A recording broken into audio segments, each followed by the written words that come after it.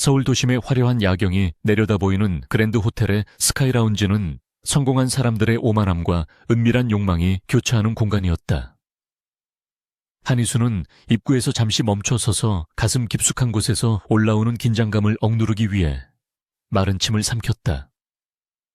오늘 그녀가 수행해야 할 임무는 단순하면서도 치명적이었다.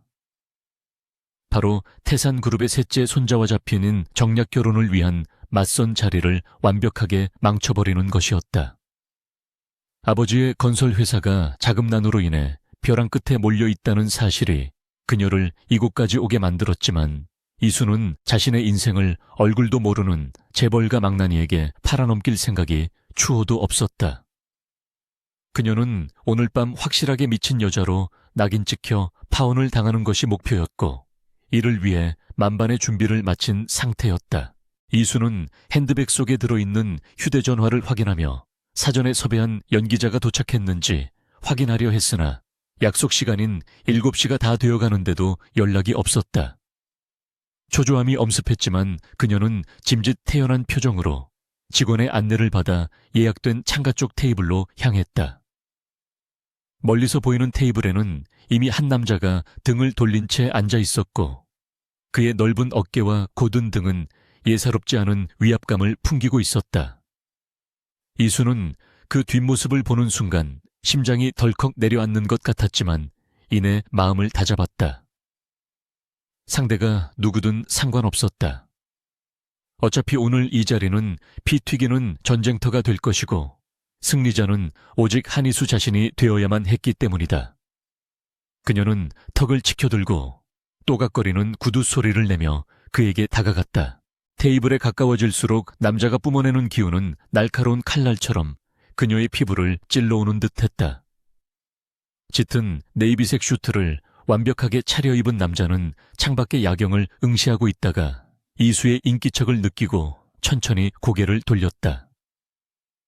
그 순간 이수는 숨을 멈출 뻔했다. 남자의 얼굴은 지나치게 잘생겼지만 동시에 소름 끼칠 정도로 차가웠다. 마치 먹잇감을 탐색하는 최상위 포식자의 눈빛처럼 서늘하고 깊은 눈동자가 이수를 꿰뚫어 보고 있었다.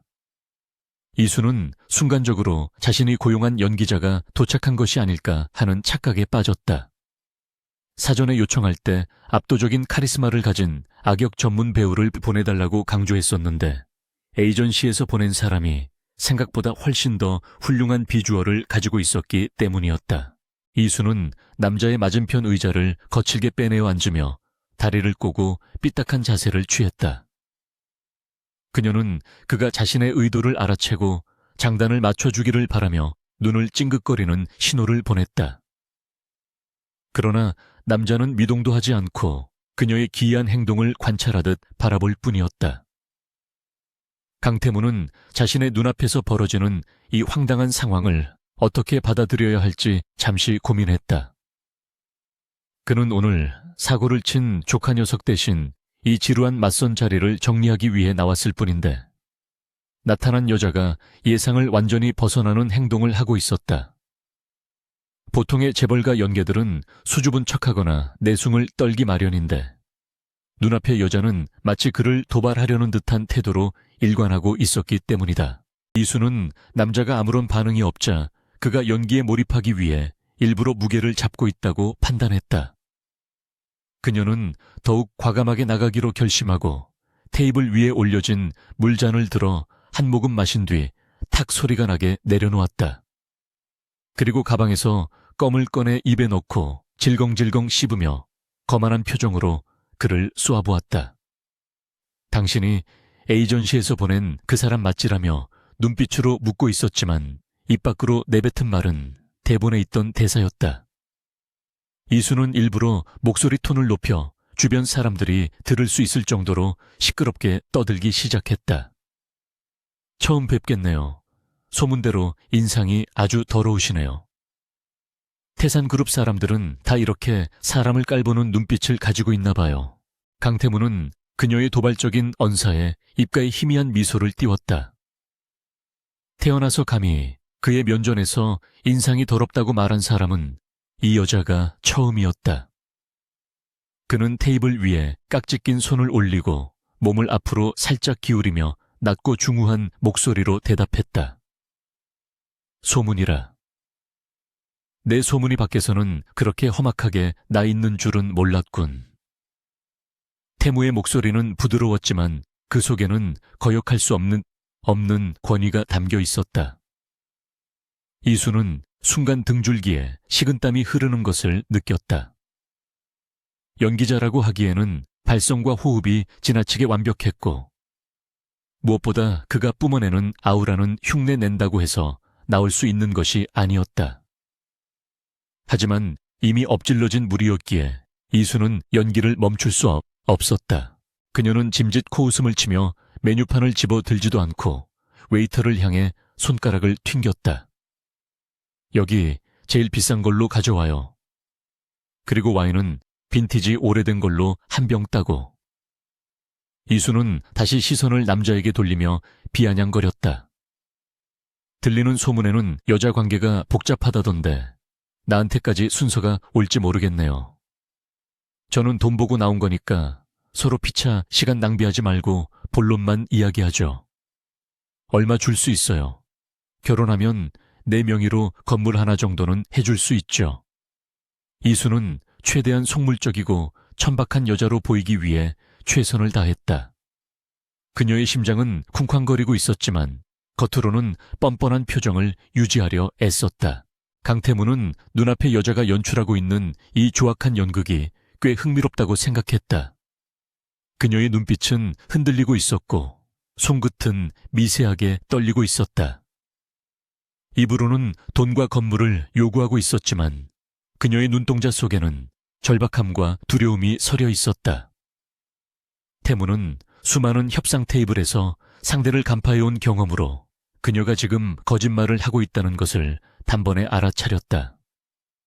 그는 여유로운 태도로 와인잔을 들고 천천히 흔들며 물었다.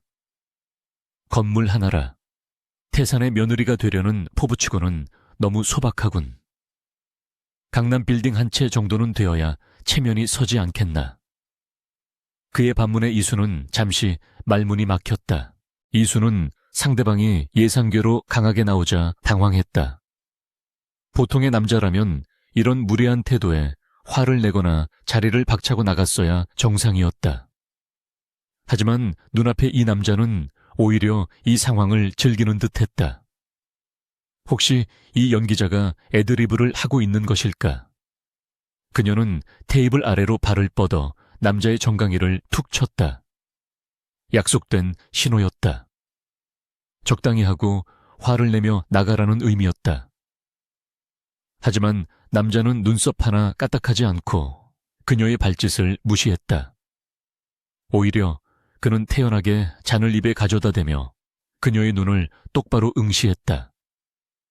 발버둥치는 모습이 귀엽긴 한데 예의는 좀 더 배우고 와야겠군. 한이수 씨, 자신의 이름을 정확하게 부르는 그의 목소리에 이수는 소름이 돋았다. 에이전시에게 대략적인 정보만 넘겼을 뿐 실명을 거론하라고는 하지 않았기 때문이었다. 아니면 혹시 진짜 맞선 상대인 건가? 이수는 머릿속이 혼란스러워지기 시작했다. 만약 진짜 태산그룹의 손자라면 이렇게까지 침착할 수가 없었다. 소문 속에 그는 술과 여자에 빠져 사는 멍청한 한량이라고 들었기 때문이다. 눈앞의 남자는 한량이라기보다는 냉철한 사업가나 지적인 학자 같은 분위기를 풍기고 있었다. 이수는 혼란을 감추기 위해 더욱 공격적인 태도를 취했다. 내 이름은 어떻게 알았죠? 뒷조사라도 했나 봐요.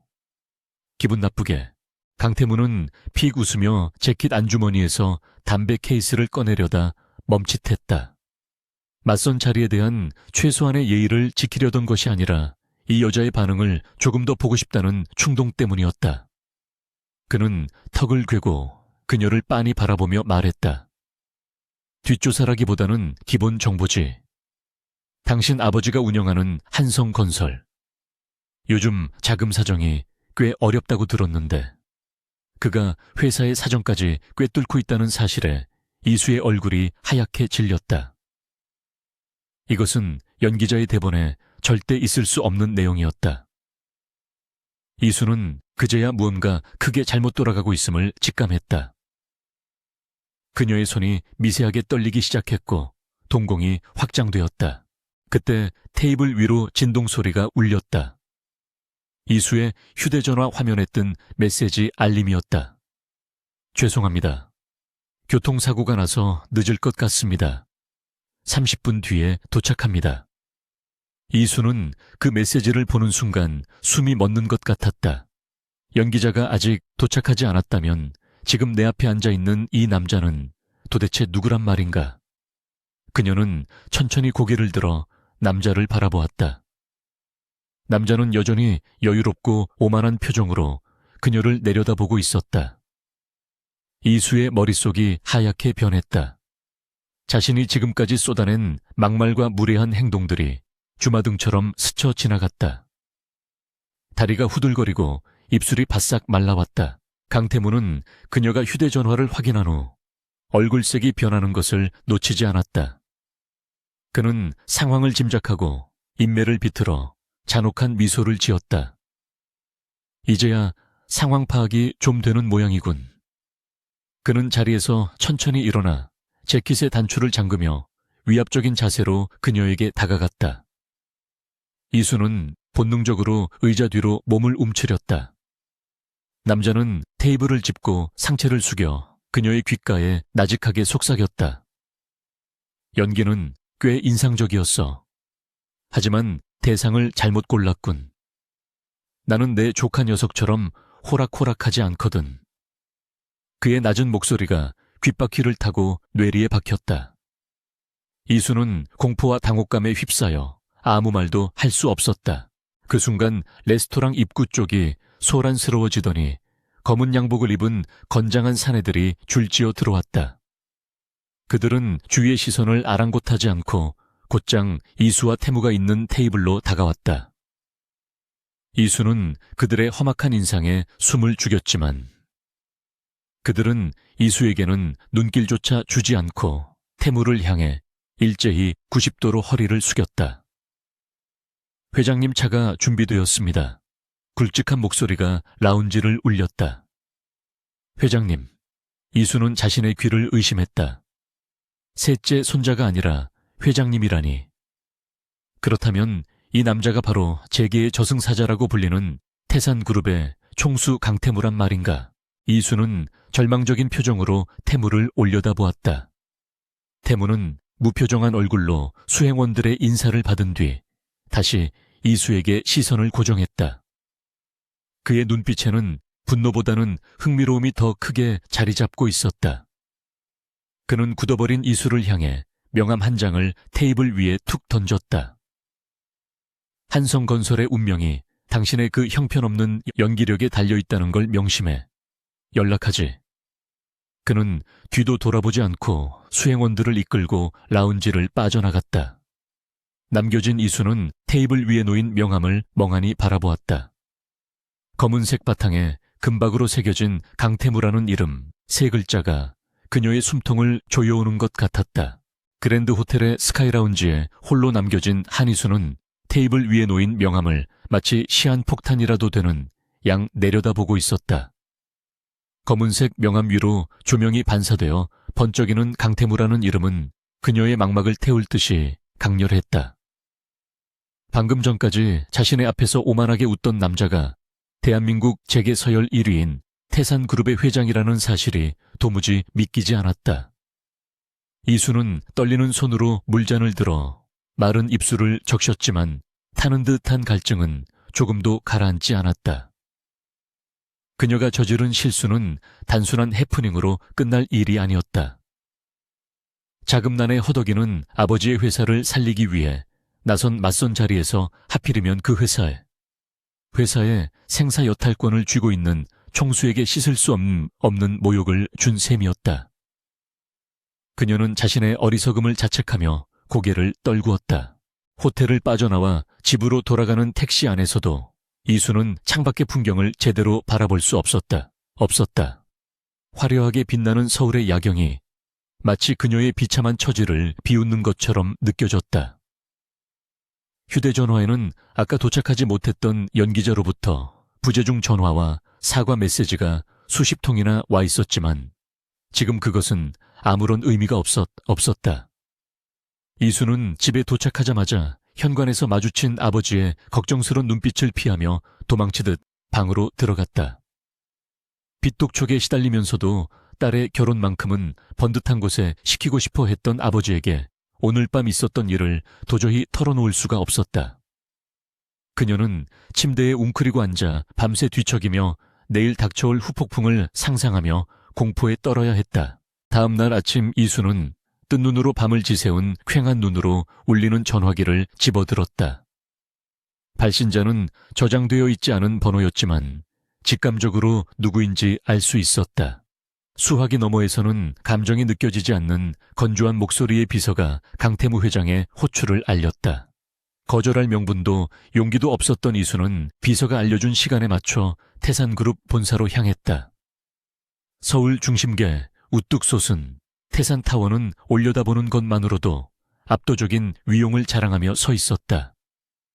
이수는 회전문을 통과하며 심호흡을 했지만 심장은 걷잡을 수 없이 빠르게 뛰고 있었다.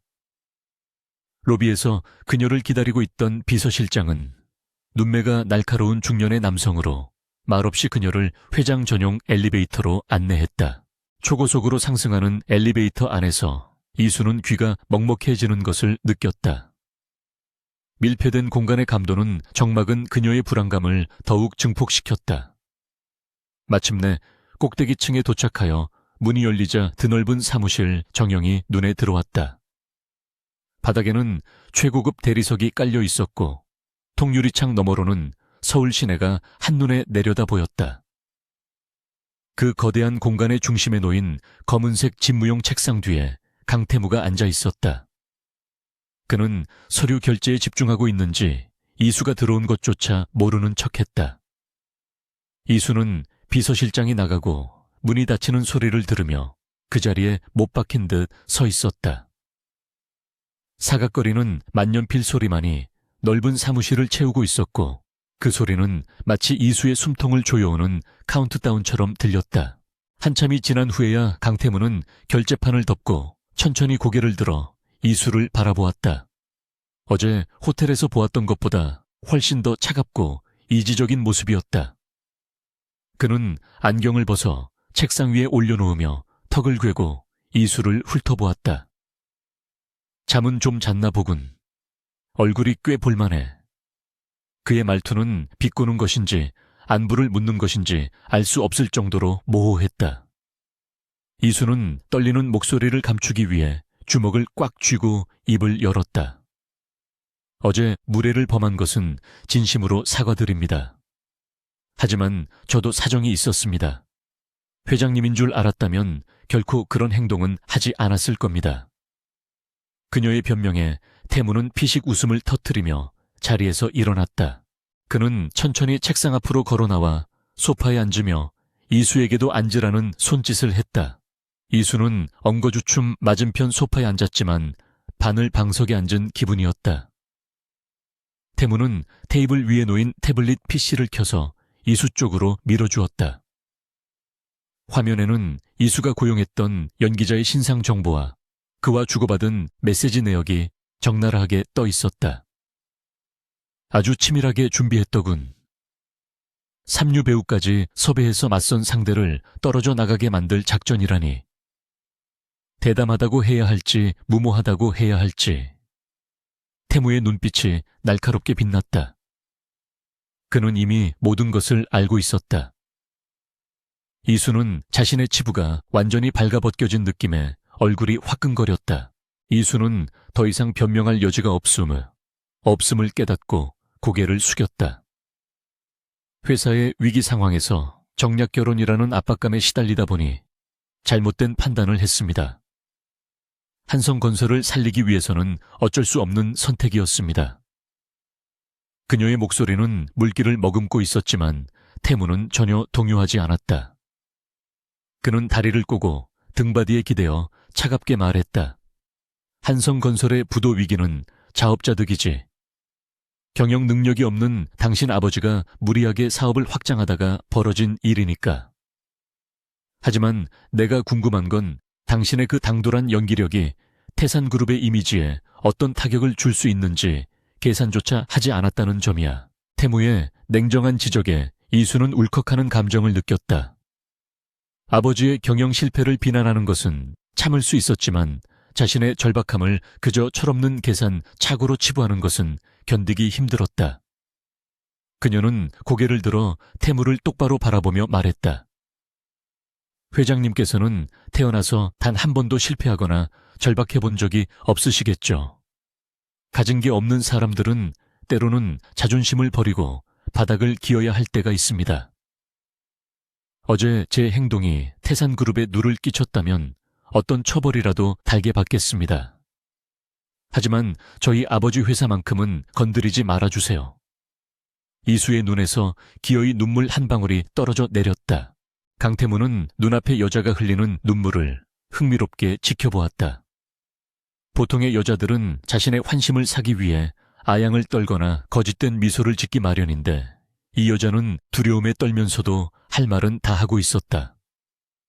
그는 묘한 정복욕을 느꼈다. 이토록 솔직하고 무모한 생명체는 그의 무채색 같은 인생에 처음 등장한 변수였다. 그는 테이블 위에 놓인 티슈를 뽑아 이수에게 건네며 입을 열었다. 쳐버리라. 내 시간을 낭비하고 나를 기만하려 했던 대가는 아주 비싸게 치러야 할 거야. 하지만 당신에게 한 가지 제안을 하지. 그 제안을 받아들인다면 한성건설의 채무를 내가 해결해 줄 수도 있어. 이수는 눈물을 닦다 말고 고개를 들어 태무를 바라보았다. 방금 그가 한 말이 믿기지 않았다. 채무를 해결해 준다는 말은 곧 회사를 살려주겠다는 의미였다. 하지만 세상에 공짜는 없다는 것을 그녀는 누구보다 잘 알고 있었다. 무슨 제안이시죠?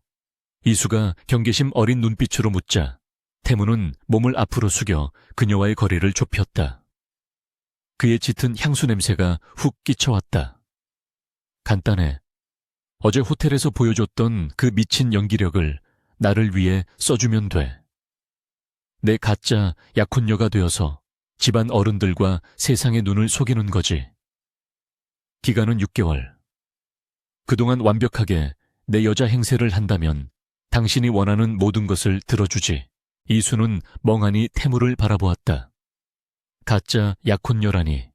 그것은 상상조차 하지 못한 제안이었다.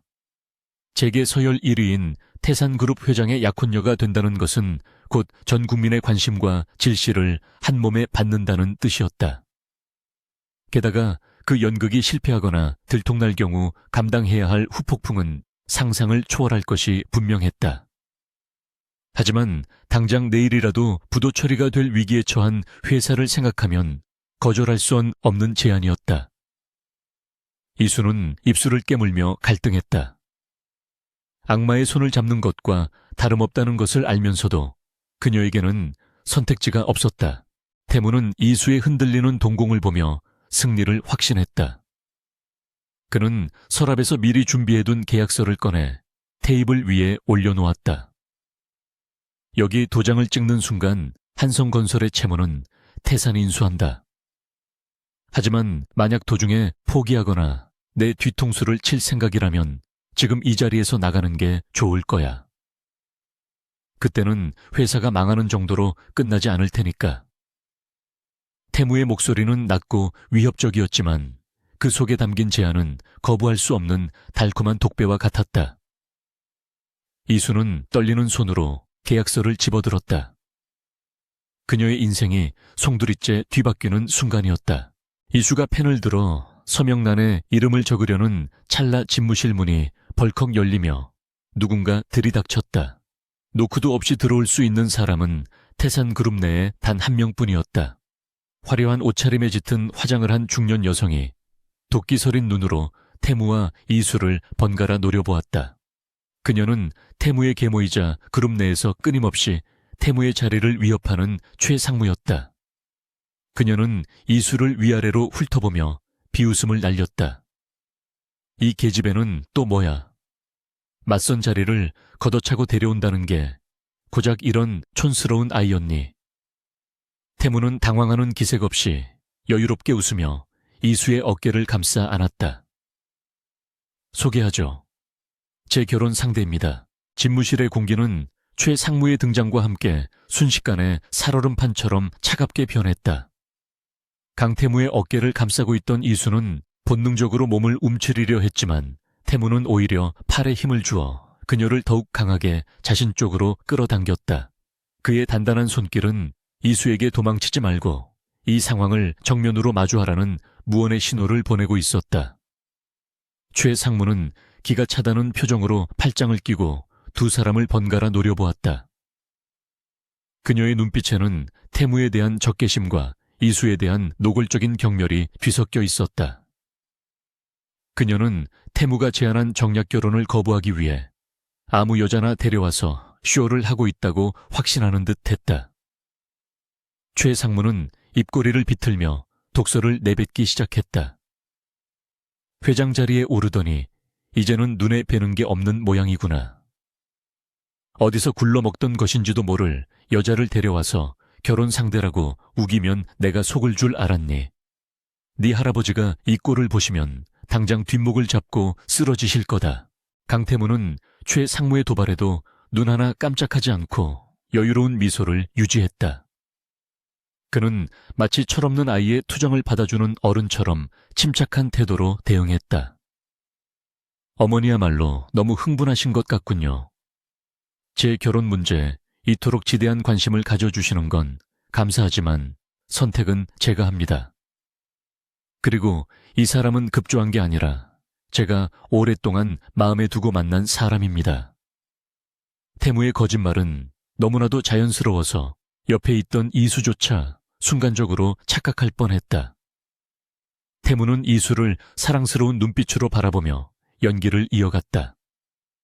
최 상무는 태무의 뻔뻔한 태도에 말문이 막힌 듯 얼굴이 붉게 달아올랐다. 그녀는 이수가 태산그룹의 안주인 자리에 걸맞지 않은 흠결이 있는 여자임을 증명해 보이겠다는 듯 이수에게 날카로운 질문을 던졌다. 아가씨, 부모님은 뭐 하시는 분들이지? 보아하니 뻔한 집안딸 같은데 주제 파악은 하고 여기 서 있는 건가? 이수는 최 상무의 모욕적인 언사에 심장이 쿵쾅거렸지만 여기서 물러선다면 한성건설의 미래도 끝이라는 생각이 들었다. 그녀는 태무가 자신에게 기대하는 역할이 무엇인지 정확히 파악했다. 그것은 얌전하고 순종적인 인형이 아니라 저 거만한 계모의 길을 꺾어놓을 수 있는 당찬 방패막이었다. 이수는 심호흡을 한번 크게 내쉬고 고개를 꼿꼿이 든 채 최 상무를 똑바로 응시했다. 처음 뵙겠습니다. 한성건설 한광식 사장의 딸 한이수라고 합니다. 비록 태산그룹에 비하면 보잘것없는 집안이지만 저희 부모님은 저에게 사람을 배경으로 판단하지 말고 인품으로 판단하라고 가르치셨습니다. 저 또한 태무 씨의 배경이 아니라 그 사람 자체를 사랑해서 이 자리에 섰습니다. 이수의 당돌한 대답에 최 상무의 눈썹이 꿈틀거렸다. 그녀는 감히 자신의 앞에서 말대꾸를 하는 어린 여자를 용서할 수 없다는 듯 분노를 터뜨리려 했다. 하지만 태무가 한 발 빨랐다. 그는 만족스러운 표정으로 이수의 손을 잡으며 최 상무의 말을 가로막았다. 들으셨죠? 제가 이 사람의 이런 당당함에 반했습니다. 더 이상 제 약혼녀에게 무례하게 구신다면 저도 가만히 있지 않겠습니다. 이제 그만 나가주시죠.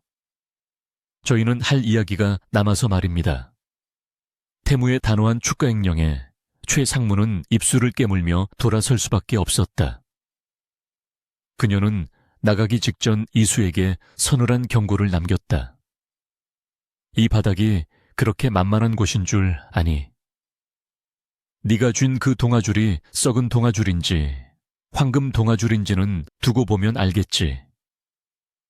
쾅 소리와 함께 문이 닫히자 집무실에는 다시 무거운 정막이 감돌았다. 이수는 다리에 힘이 풀려 주저앉을 뻔했지만 태무가 그녀를 잡아주었다. 태무는 방금 전에 다정했던 눈빛을 거두고 다시 차가운 비즈니스맨의 얼굴로 돌아와 있었다. 태무는 책상으로 돌아가 인터폰을 눌러 비서에게 지시를 내렸다. 법무팀 불러서 한성건설 채무 인수건 바로 진행해. 그리고 이 여자 신상 정보 보안 등급 최상으로 올리고. 그는 수화기를 내려놓고 이수에게 다시 계약서를 내밀었다. 합격이야. 방금 전 대처는 꽤 훌륭했어. 최 상무가 당황하는 꼴을 보니 속이 다 시원하더군. 이제 정식으로 서명해. 도장을 찍는 순간 당신 아버지는 빚쟁이들의 독촉 전화에서 해방될 거야. 이수는 떨리는 손으로 펜을 쥐었다. 이것이 악마와의 거래임을 알면서도 그녀에게는 선택의 여지가 없었다. 종이 위로 잉크가 번지는 순간 그녀는 더 이상 평범한 한이수로 살아갈 수 없음을 직감했다. 서명을 마친 이수는 태무를 바라보며 물었다. 이제 저는 무엇을 하면 되나요? 태무는 서류를 확인하고 서랍에 넣으며 무심하게 대답했다. 일단 그 촌스러운 옷부터 갈아입어야겠군. 오늘 저녁에 본가에서 식사가 있어. 할아버지를 뵙게 될 거야. 그날 오후 이수는 태무의 손에 이끌려 청담동의 최고급 부티크와 뷰티 살롱을 순회했다. 수십 명의 전문가들이 달라붙어 그녀의 머리부터 발끝까지 뜯어고치는 과정은 마치 전투를 준비하는 의식과도 같았다. 헝클어졌던 머리카락은 윤기 흐르는 우아한 웨이브 스타일로 정리되었고 수수한 얼굴에는 세련된 메이크업이 입혀졌다. 마지막으로 디자이너가 직접 골라준 짙은 네이비색 드레스를 입고 거울 앞에 섰을 때 이수는 거울 속의 여자가 자신이 아닌 것 같은 낯설음을 느꼈다. 화려하지만 천박하지 않고 우아하면서도 강단 있어 보이는 모습은 태산그룹의 안주인 후보로서 손색이 없어 보였다. 살롱을 나서자 기다리고 있던 태무가 그녀를 보고 잠시 멈칫했다. 그의 눈동자에 찰나의 흔들림이 스쳐 지나갔지만 그는 이내 표정을 감추고 차문을 열어주었다. 나쁘지 않군. 그 정도면 어디 가서 꿀리지는 않겠어. 태무가 직접 운전하는 차는 서울 외곽의 한적한 도로를 달려 거대한 저택 앞에 도착했다. 높은 담장과 육중한 철문이 가로막고 있는 태산그룹 본가는 마치 하나의 요새처럼 보였다. 정원을 지나 현관에 들어서자 수십 명의 고용인들이 도열하여 인사를 건넸다. 이수는 압도적인 분위기에 기가 눌렸지만 태무의 팔을 꼭 잡고 걸음을 옮겼다. 다이닝룸에는 아까 보았던 최 상무와 그녀의 남편이자 태무의 숙부 그리고 태산그룹의 창업주인 강 영감님이 앉아 있었다. 강 영감은 백발이 성성했지만 눈빛만큼은 맹수처럼 형형했다. 그는 들어오는 두 사람을 쏘아보며 지팡이로 바닥을 쿵 내리찍었다. 내 놈이 기어이 사고를 쳤구나. 어디서 누굴 데려온 게야. 식사 자리는 예상대로 가시방석이었다. 최 상무는 호시탐탐 이수의 흠을 잡기 위해 혈안이 되어 있었고 숙부는 비릿한 미소를 지으며 관망하고 있었다. 강 영감은 묵묵히 식사를 하며 이수를 관찰할 뿐이었다. 침묵을 깬 것은 최 상무였다. 그녀는 와인잔을 돌리며 교묘하게 이수의 아픈 곳을 찔렀다. 한성건설이 요즘 많이 어렵다지. 부도가 코앞이라던데 혹시 우리 태무한테 빚 갚아달라고 온 건 아니니? 그 말에 강 영감의 시선이 날카롭게 이수에게 꽂혔다. 이수는 당황하지 않고 수저를 내려놓은 뒤 차분하게 입을 열었다. 네, 맞습니다. 저희 회사가 어려운 건 사실입니다. 하지만 저는 돈 때문에 제 자존심까지 팔 생각은 없습니다. 태무 씨가 도와주겠다고 했을 때도 거절했습니다. 제 힘으로 해결할 수 없다면 망하는 게 순리라고 생각하니까요. 저는 태무 씨의 배경이 아니라 그 사람이 가진 고독함과 책임감을 사랑하는 겁니다. 이수의 거짓말은 대담했고 논리적이었다. 그녀는 태무가 돈으로 자신을 샀다는 사실을 역으로 이용하여 자신을 돈보다 사랑을 택한 강직한 여성으로 포장했다. 그녀의 말에 태무조차 속으로 감탄할 정도였다. 강 영감은 잠시 이수를 뚫어지게 쳐다보다가 껄껄 웃음을 터뜨렸다. 요즘 젊은 것들답지 않게 배포가 있구먼. 돈 때문에 온 게 아니라고. 내 손자놈의 고독함을 사랑한다니 재밌는 아가씨야. 강 영감의 호탕한 웃음소리에 최 상무의 표정이 일그러졌다. 그녀의 공격은 오히려 이수의 입지만 다져준 꼴이 되었다. 태무는 식탁 아래로 이수의 손을 살며시 잡았다.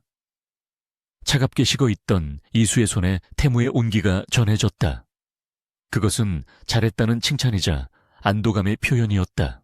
식사를 마치고 돌아오는 차 안에서 두 사람 사이에는 묘한 침묵이 흘렀다. 태무는 핸들을 잡은 채 앞만 보고 있었지만 그의 신경은 온통 조수석에 앉은 이수에게 쏠려 있었다. 그는 오늘 이수가 보여준 기지와 대담함에 깊은 인상을 받았다. 단순히 돈이 필요해서 계약을 맺은 여자라고 치부하기에는 그녀가 가진 잠재력이 너무나 컸다.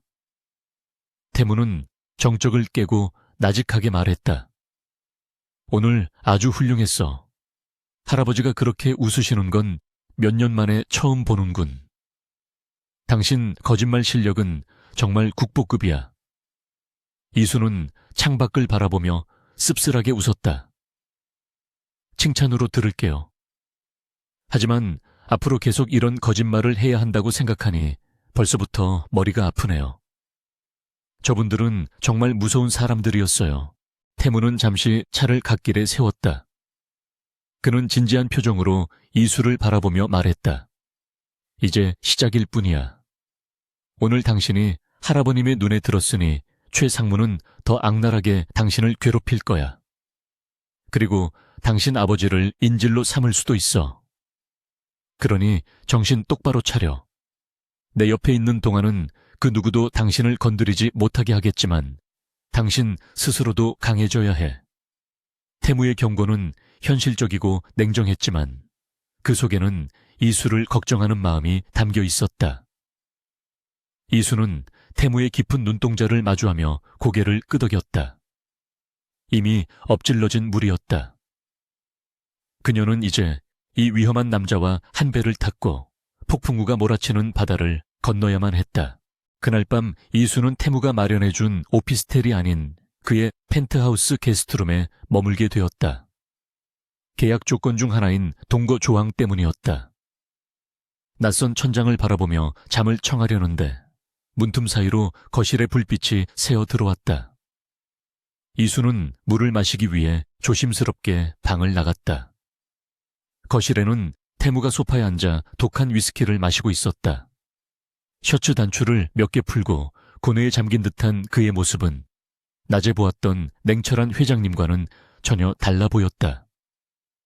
그는 마치 세상의 모든 짐을 혼자 짊어진 듯 위태로워 보였다. 이수는 그에게 다가가야 할지 망설이다가 인기척을 냈다.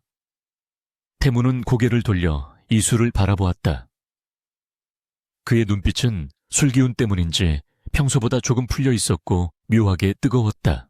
잠이 안 오나. 태무의 물음에 이수는 고개를 끄덕이며 맞은편 소파에 앉았다. 네, 너무 많은 일이 한꺼번에 일어나서요. 회장님은 왜 안 주무세요? 이수의 질문에 태무는 쓴웃음을 지으며 잔을 비웠다. 나는 잠들면 꿈을 꾸거든. 아주 지독한 악몽을. 그래서 술의 힘을 빌리지 않으면 잠들 수가 없어. 그의 목소리에는 깊은 슬픔이 배어 있었다. 이수는 문득 이 남자가 가진 상처가 무엇인지 궁금해졌다. 재벌 총수라는 화려한 타이틀 뒤에 숨겨진 인간 강태무의 외로움이 그녀의 가슴을 찔렀다. 이수는 충동적으로 말했다. 제가 술친구라도 해드릴까요? 혼자 마시는 것보다는 나을 텐데. 태무는 의외라는 듯 눈썹을 치켜 올렸지만 이내 픽 웃으며 세 잔을 꺼냈다. 두 사람은 밤늦도록 술잔을 기울이며 서로에 대해 조금씩 알아갔다. 계약관계라는 딱딱한 명분을 잠시 내려놓고 인간 대 인간으로서 나누는 대화는 의외로 편안했다. 태무는 이수에게 어린 시절 어머니를 잃고 최 상무의 손에 자라면서 겪었던 서름과 분노를 털어놓지는 않았지만 대화의 행간에서 그 아픔이 느껴졌다. 이수 또한 회사를 살리기 위해 고군분투했던 아버지의 이야기와 자신의 꿈에 대해 이야기했다. 술병이 비어갈수록 두 사람 사이의 거리도 조금씩 좁혀지고 있었다. 어느새 취기가 오른 이수가 비틀거하며 일어나자 태무가 반사적으로 그녀를 부축했다. 그 순간 두 사람의 시선이 허공에서 얽혔다. 너무나 가까운 거리였다. 태무의 뜨거운 숨결이 이수의 이마에 닿았고 묘한 긴장감이 거실을 가득 채웠다. 태무는 잡고 있던 이수의 팔을 놓지 않고 그녀를 지그시 내려다보았다. 한이수, 경고하는데 나한테 너무 깊이 관여하지 마. 나는 당신이 생각하는 것보다 훨씬 더 위험한 놈이니까. 그의 말은 경고였지만 눈빛은 흔들리고 있었다. 이수는 술기운에 용기를 얻어 그의 눈을 피하지 않고 대답했다. 이미 늦었어요. 계약서에 도장 찍은 순간부터 우린 한 배를 탄 거잖아요. 위험한 놈이랑 파트너가 되었으니 저도 그만큼 위험해져야겠죠. 그녀의 대답에 태무는 허를 찔린 듯 멍한 표정을 지었다가 이내 낮은 웃음을 터뜨렸다. 정말 못 말리는 여자군. 그는 부축하고 있던 손을 풀지 않은 채 묘한 눈빛으로 그녀를 응시했다. 밤은 깊어가고 있었고 두 사람의 위험한 동거는 이제 막 시작되고 있었다. 지난밤의 취기가 차에 가시기도 전에 펜트하우스의 아침은 전쟁터와 같은 긴박감으로 시작되었다. 한이수는 지끈거리는 머리를 부여잡고 거실로 나왔다가 심각한 표정으로 뉴스를 시청하고 있는 강태무와 비서실장을 발견했다. 대형 텔레비전 화면 속에서는 태산그룹의 계열사인 태산건설이 신도시 개발 현장에서 저가불량 자재를 사용했다는 의혹을 제기하는 보도가 흘러나오고 있었다. 앵커의 격앙된 목소리는 마치 태산그룹 전체를 부도덕한 기업으로 매도하려는 듯 공격적이었다. 태무는 소파에 깊숙이 몸을 파묻은 채 차갑게 가라앉은 눈으로 화면을 응시하고 있었고 비서실장은 끊임없이 걸려오는 전화에 응대하느라 진땀을 빼고 있었다. 이수는 직감적으로 이것이 단순한 사고가 아니라 누군가가 의도적으로 기획한 함정임을 알 수 있었다.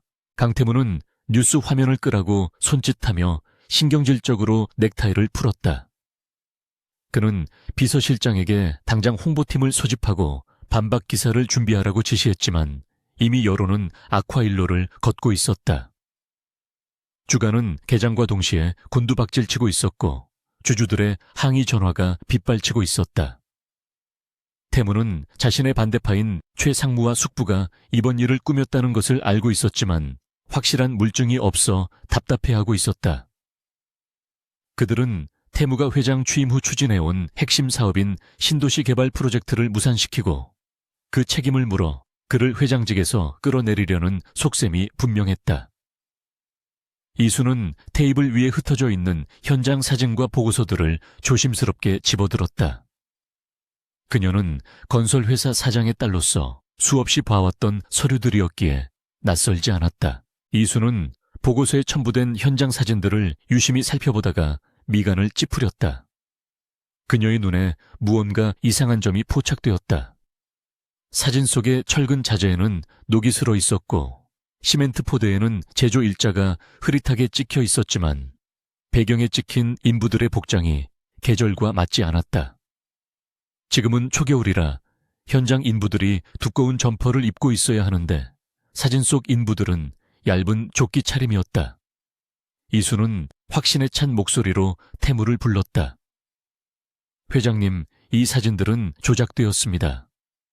아니, 조작이라기보다는 과거의 사진을 교묘하게 섞어놓은 것 같습니다. 태무와 비서실장의 시선이 동시에 이수에게 쏠렸다. 이수는 떨리는 손으로 사진의 한 부분을 가리키며 설명을 이어갔다. 여기를 보세요. 배경에 찍힌 안전 펜스의 로고가 예전 모델입니다. 태산건설은 작년에 CI를 교체하면서 현장 안전 펜스 디자인도 전부 바꿨잖아요. 그런데 이 사진 속 펜스는 구형 로고가 박혀 있어요. 그리고 인부들의 옷차림도 지금 날씨와 맞지 않습니다.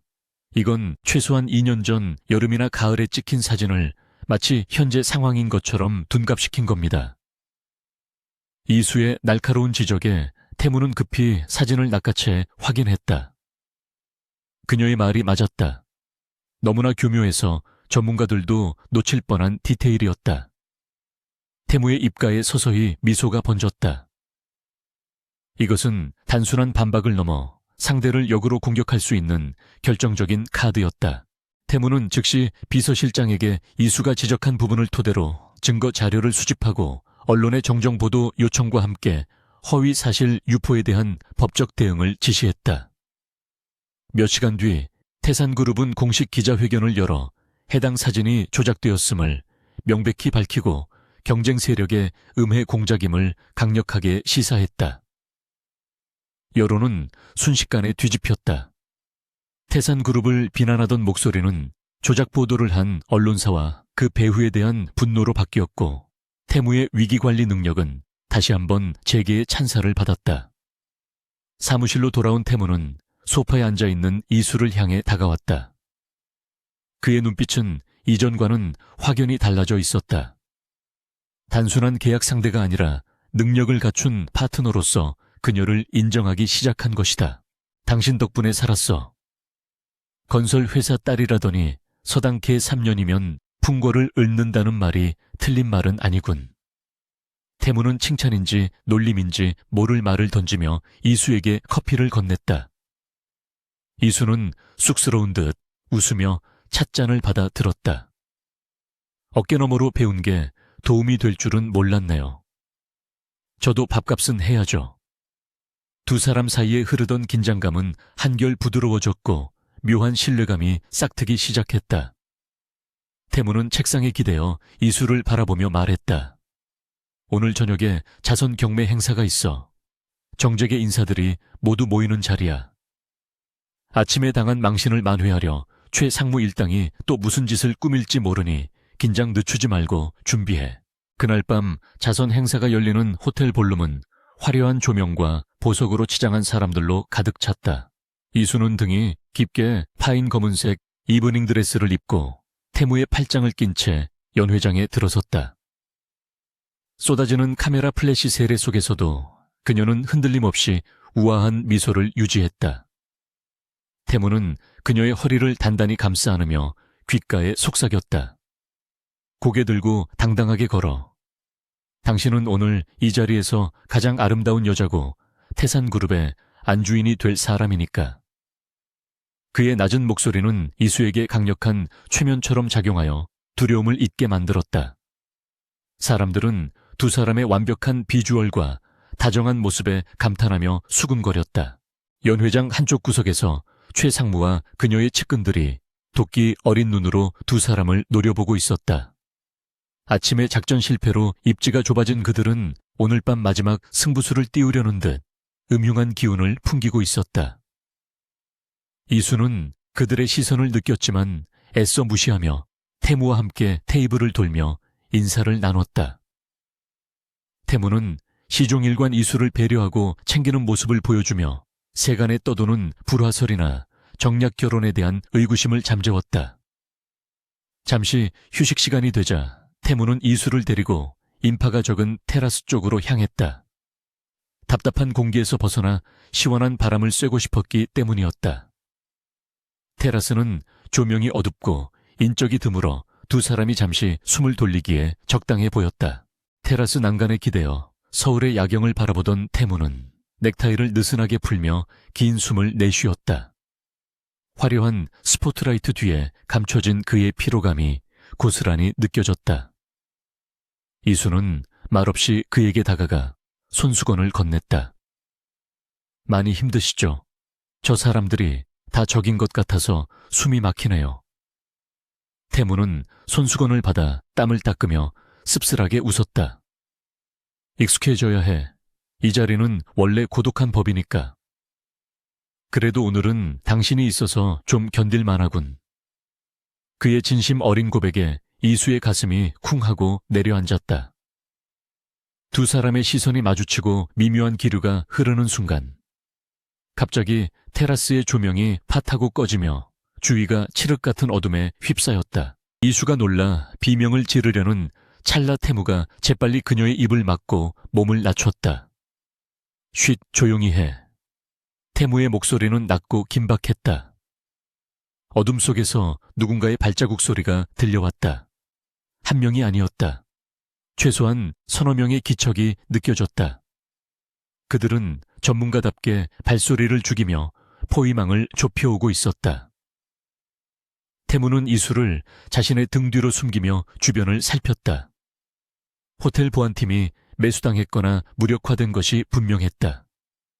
이것은 단순한 위협이 아니라 태무의 목숨을 노리는 명백한 암살 시도였다. 어둠 속에서 번뜩이는 칼날이 달빛에 반사되어 섬뜩한 빛을 뿜어냈다. 괴한 중 한 명이 태무를 향해 달려들었다. 태무는 놀라운 반사신경으로 상대의 팔을 쳐내고 명치를 가격했다. 억하는 신음소리와 함께 괴한이 쓰러졌지만 곧바로 다른 두 명이 동시에 공격해왔다.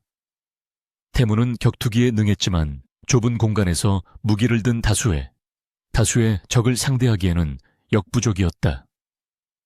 게다가 그는 이수까지 보호해야 했다. 태무의 팔이 날카로운 칼날에 스치며 붉은 선혈이 튀었다. 이수는 공포에 질려 다리가 후들거렸지만 이대로 있다가는 태무가 죽을지도 모른다는 생각에 정신이 번쩍 들었다. 그녀는 주변을 더듬거려 장식용으로 놓여있던 무거운 도자기, 화분을 집어들었다. 태무가 한 명의 괴한과 엉겨붙어 뒹구는 사이 다른 괴한이 태무의 뒤를 노리고 칼을 치켜들었다. 이수는 망설일 틈도 없이 있는 힘껏 화분을 괴한의 머리를 향해 내리쳤다.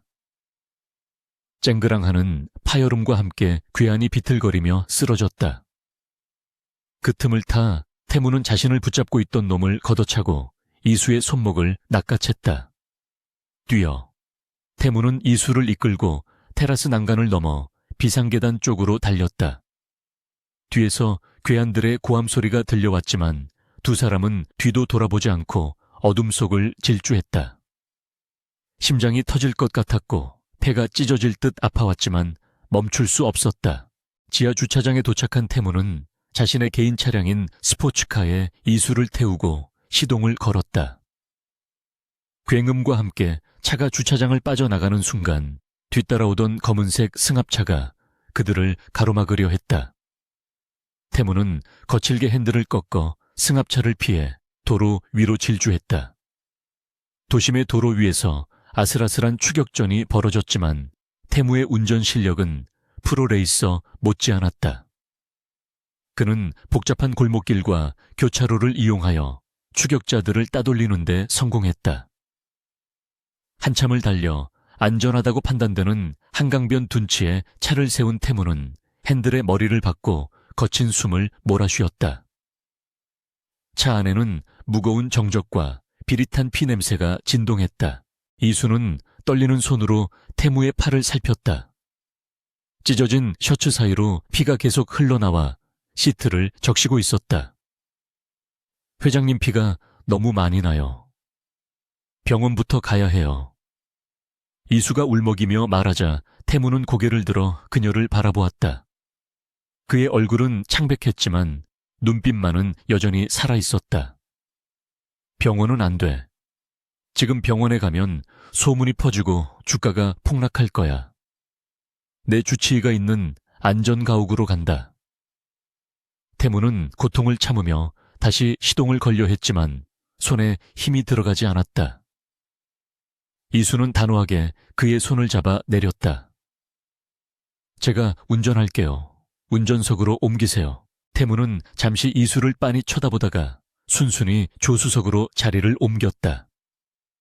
이수는 운전석에 앉아 백미러를 확인하며 태무가 알려준 주소로 차를 몰았다. 긴장이 풀리자 눈물이 왈칵 쏟아질 것 같았지만 그녀는 입술을 깨물며 참았다. 지금 무너지면 끝장이다. 옆에 앉은 태무는 의식이 희미해지는지 눈을 감고 있었다. 이수는 그가 잠들지 않도록 계속해서 말을 걸었다. 회장님, 자면 안 돼요. 저한테 빚 갚아준다고 했잖아요. 약속 지키셔야죠. 태무는 감은 눈을 뜨지 않은 채 힘겹게 입을 열었다. 시끄러워. 안 죽으니까 걱정 마. 그리고 아까 화분 꽤 정확하게 던지더군. 제구력이 훌륭했어. 안전가옥에 도착하자 미리 연락을 받은 주치의와 경호원들이 대기하고 있었다. 태무는 곧바로 치료실로 옮겨졌고 이수는 피 묻은 드레스 차림으로 거실에 홀로 남겨졌다. 몇 시간이 지났을까 치료를 마친 주치의가 나와 생명에는 지장이 없으니 안심하라고 전해주었다. 이수는 그제야 다리에 힘이 풀려 소파에 주저앉았다. 오늘 하루 동안 겪은 일들이 마치 거짓말처럼 느껴졌다.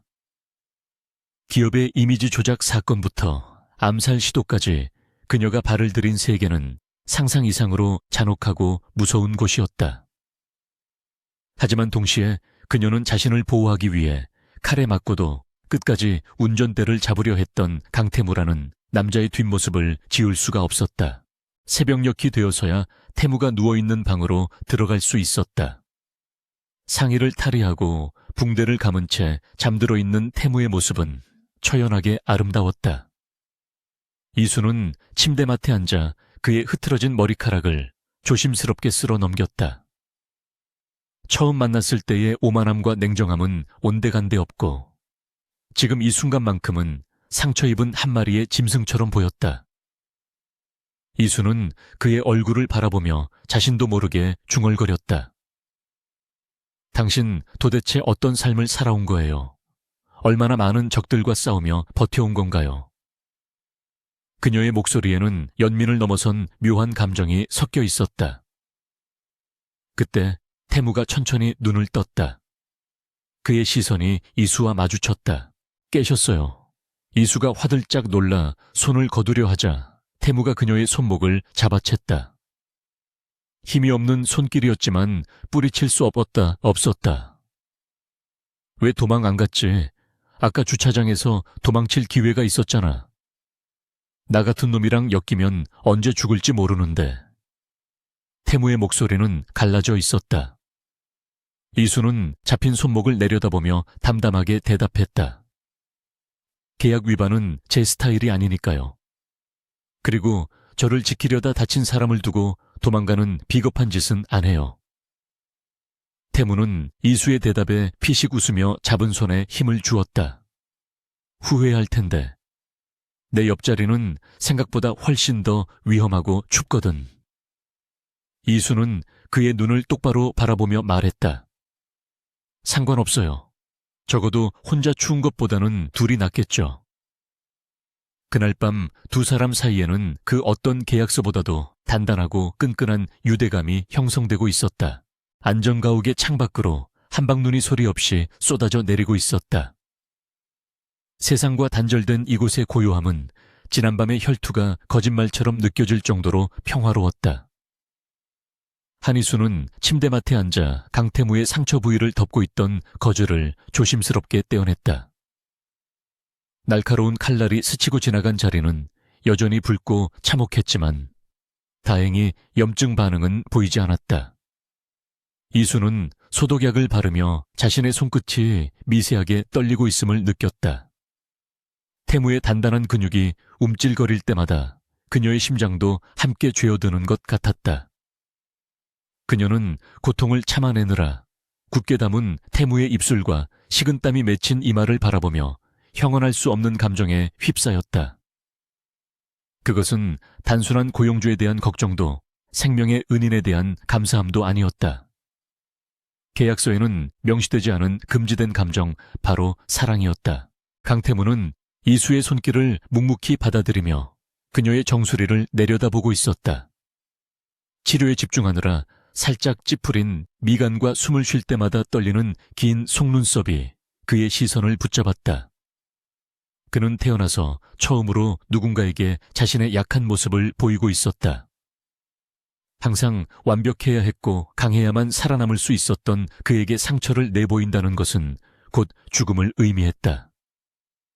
하지만 이 여자 앞에서만은 무장해제가 되는 기분이었다. 태무는 충동적으로 이수의 손목을 잡아 자신의 가슴 위에 올렸다. 쿵쿵거리는 그의 심장 박동이 이수의 손바닥을 통해 고스란히 전해졌다. 이수는 놀란 눈으로 고개를 들어 태무를 바라보았다. 두 사람의 시선이 허공에서 얽히며 숨막히는 긴장감이 감돌았다. 치료 다 끝났으면 이제 그만 봐. 그렇게 쳐다보면 심장이 더 빨리 뛰어서 지혈이 안 될 것 같으니까. 태무의 농담 섞인 진담에 이수의 얼굴이 붉게 달아올랐다. 그녀는 황급히 손을 빼려 했지만 태무는 놓아주지 않았다.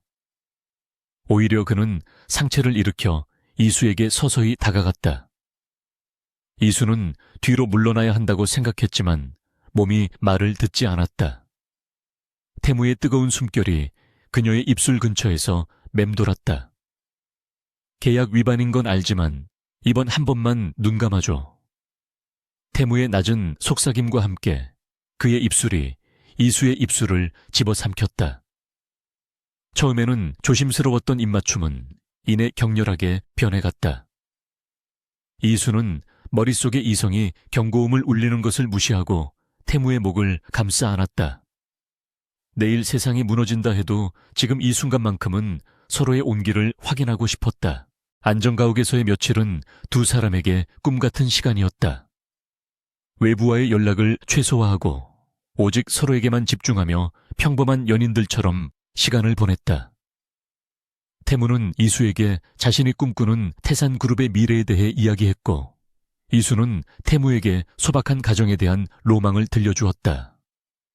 하지만 이 달콤한 꿈은 오래갈 수 없었다. 태무의 부상 소식을 듣고 주가가 요동치기 시작했고 반대파들의 공격이 거세지고 있다는 비서실장의 보고가 들어왔기 때문이다. 태무는 씁쓸한 표정으로 짐을 챙겼다. 다시 전쟁터로 돌아가야 할 시간이었다. 그는 서울로 떠나기 전 이수의 손을 꼭 잡으며 약속했다. 모든 게 정리되면 정식으로 프로포즈 할 거야. 그때는 가짜가 아니라 진짜 내 여자가 되어줘. 이수는 눈시울을 붉히며 고개를 끄덕였다.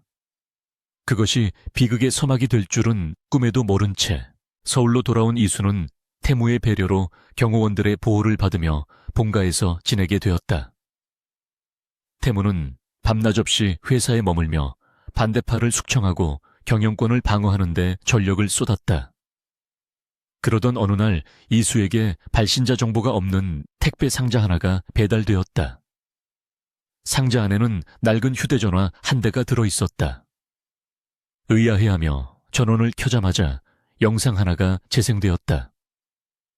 화면 속에는 이수의 아버지가 어두컴컴한 창고 의자에 묶인 채 피를 흘리고 있었다. 아버지는 공포에 질린 눈으로 카메라를 향해 살려달라고 애원하고 있었다. 이수는 비명을 지르며 입을 틀어막았다. 휴대전화가 울리기 시작했다. 전화를 건 사람은 태무의 숙부 강인철이었다. 놀랐나 보구나 세아가.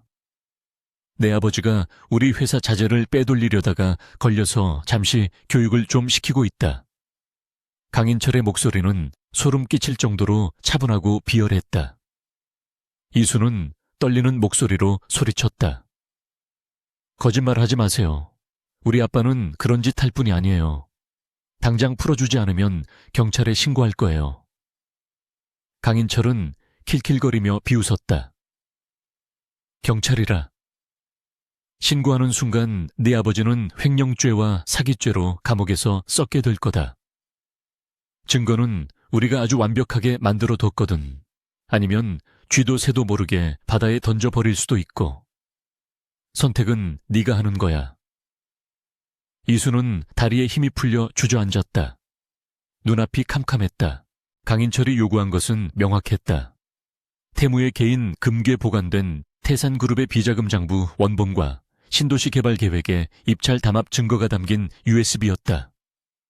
그것들은 태무가 반대파를 제거하기 위해 모아둔 결정적인 무기이자 동시에 태무 자신도 위험에 빠뜨릴 수 있는 양날의 검이었다.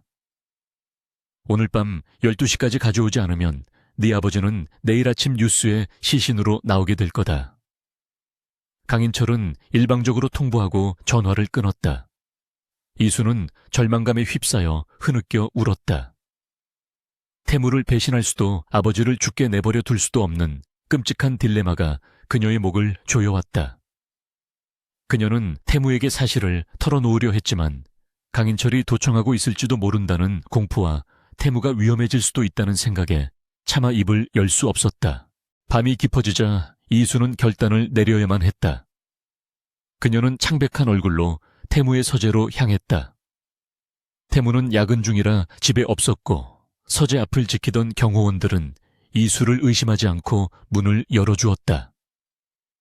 회장님이 늦으실 것 같아 서류 정리 좀 해두려고요. 이수의 거짓말은 매끄러웠지만 그녀의 속은 숯검정처럼 타들어가고 있었다. 서재에 들어선 이수는 떨리는 손으로 금고가 숨겨진 그림 액자를 걷어냈다. 태무는 며칠 전 안전가옥에서 이수에게 금고 비밀번호를 가르쳐 주었다. 나한테 무슨 일이 생기면 당신이 이걸 열어서 세상에 공개해줘. 그만큼 태무는 이수를 전적으로 신뢰하고 있었다. 그 신뢰를 제 손으로 무너뜨려야 한다는 사실이 이수를 미치게 만들었다. 비밀번호를 누르는 손가락 끝이 하얗게 질렸다. 삐빅하는 소리와 함께 육중한 금고문이 열렸다. 안에는 강인철이 말한 검은색 USB와 서류 봉투가 놓여 있었다. 이수는 그것들을 집어들며 눈물을 뚝뚝 흘렸다. 태무 씨 미안해요. 정말 미안해요. 그녀는 죄책감에 짓눌려 숨조차 제대로 쉴 수 없었다. 그때 서재 문이 열리는 소리가 들렸다. 이수는 화들짝 놀라 USB를 등 뒤로 감추고 돌아섰다. 문 앞에는 피곤한 기색이 역력한 태무가 서 있었다. 그는 예상보다 일찍 귀가한 것이었다. 태무는 열려있는 금고와 창백하게 질린 이수의 얼굴을 번갈아 보며 멈칫했다. 이수 씨, 여기서 뭐 하는 거야? 태무의 목소리에는 의심보다는 걱정이 서려 있었다. 이수는 심장이 튀어나올 것만 같았다. 그녀는 필사적으로 미소를 지어 보이려 했지만 입꼬리가 파르르 떨렸다. 아, 오셨어요. 청소하다가 금고문이 열려 있길래 닫으려고 했어요. 말도 안 되는 변명이었다. 하지만 태무는 그녀에게 다가와 등 뒤로 감춘 손을 확인하려 하지 않고 그저 그녀를 따뜻하게 안아주었다. 많이 놀랐나 보네. 안색이 안 좋아. 오늘은 이만 쉬어. 내가 정리할게. 태무의 다정한 목소리와 품에서 나는 익숙한 향기가 이수의 가슴을 후벼 팠다. 그는 그녀가 무언가 숨기고 있다는 것을 눈치챘을 수도 있었다. 하지만 그는 묻지 않았다. 그 침묵이 이수를 더욱 비참하게 만들었다. 이수는 태무의 품에서 빠져나와 도망치듯 서재를 빠져나왔다. 그녀의 주머니 속에는 훔쳐낸 USB가 불덩이처럼 뜨겁게 느껴졌다. 방으로 돌아온 이수는 아버지가 묶여있는 영상을 다시 한번 확인하며 입술을 깨물었다. 사랑하는 남자를 지옥으로 밀어 넣어야 아버지를 살릴 수 있다. 이것이 그녀에게 주어진 잔혹한 운명이었다. 이수는 검은색 모자와 마스크를 챙겨 들고 몰래 저택의 뒷문을 통해 빠져나갔다. 약속 장소인 폐항구로 향하는 택시 안에서 그녀는 태무에게 보낼 마지막 메시지를 작성했다. 지우기를 반복했다. 결국 그녀는 휴대전화의 전원을 끄고 어둠 속으로 몸을 던졌다. 폐항구의 컨테이너 박스 사이로 차가운 바닷바람이 불어왔다. 약속 장소에는 강인철과 그의 수하들이 기다리고 있었다. 강인철은 이수를 보자마자 탐욕스러운 눈빛을 번뜩이며 손을 내밀었다. 가져왔겠지. 멍청한 짓은 안 했으리라 믿는다. 이수는 품에서 USB를 꺼내 들었지만 넘겨주지 않고 뒤로 물러섰다. 아빠부터 보여주세요. 아빠가 무사한지 확인하기 전에는 절대 못 줘요. 이수의 강단 있는 태도에 강인철은 코웃음을 치며 손짓을 했다. 컨테이너 문이 열리고 밧줄에 묶인 아버지가 끌려 나왔다. 얼굴은 멍투성이었지만 다행히 살아있었다. 아빠. 이수가 울부짖으며 달려가려 했지만 수아들이 그녀를 가로막았다. 물건부터 넘겨. 그럼 내 아버지는 풀어주지. 강인철이 한 걸음 다가오며 위협적으로 말했다. 이수는 손에 쥔 USB를 꽉 움켜쥐었다. 이것만 넘겨주면 모든 것이 끝난다. 끝난다. 태무는 회장직에서 쫓겨나고 감옥에 갈지도 모른다. 하지만 눈앞에서 피를 흘리고 있는 아버지를 외면할 수는 없었다. 이수는 눈을 질끈 감고 떨리는 손으로 USB를 강인철에게 던졌다. 강인철은 공중에서 USB를 낚아채고는 광기 어린 웃음을 터뜨렸다. 드디어 태산이 내 손에 들어왔구나. 강태무놈 끝장이다. 그는 수아들에게 눈짓을 보냈다. 그러자 수아들이 아버지를 풀어주는 대신 이수마저 포박하기 위해 다가왔다. 약속이 다르잖아요. 풀어준다고 했잖아요. 이수가 소리쳤지만 강인철은 비열하게 웃으며 USB를 주머니에 넣었다. 내가 언제 살려 보내준다고 했지. 그냥 풀어준다고 했지. 밧줄은 풀어줄 테니 저승길은 편하게 가라. 너랑 네 아버지는 여기서 사고로 죽는 거야. 그리고 이 모든 죄는 강태무가 뒤집어쓰게 될 거고. 이수는 그제야 자신이 악마와 거래를 했다는 사실을 깨달았다. 그녀는 절망적인 눈빛으로 뒷걸음질 쳤지만 뒤는 차가운 바다였다. 수아들이 흉기를 꺼내들고 그녀와 아버지를 향해 다가오는 순간 항구의 어둠을 찢는 강렬한 헤드라이트 불빛이 그들을 덮쳤다. 항구의 칠흑 같은 어둠을 가르며 등장한 강력한 헤드라이트 불빛은 마치 구원의 빗줄기처럼 강인철 일당의 눈을 멀게 만들었다. 굉음과 함께 컨테이너 박스 사이를 뚫고 들어온 스포츠카는 이수와 그녀의 아버지를 위협하던 수하들.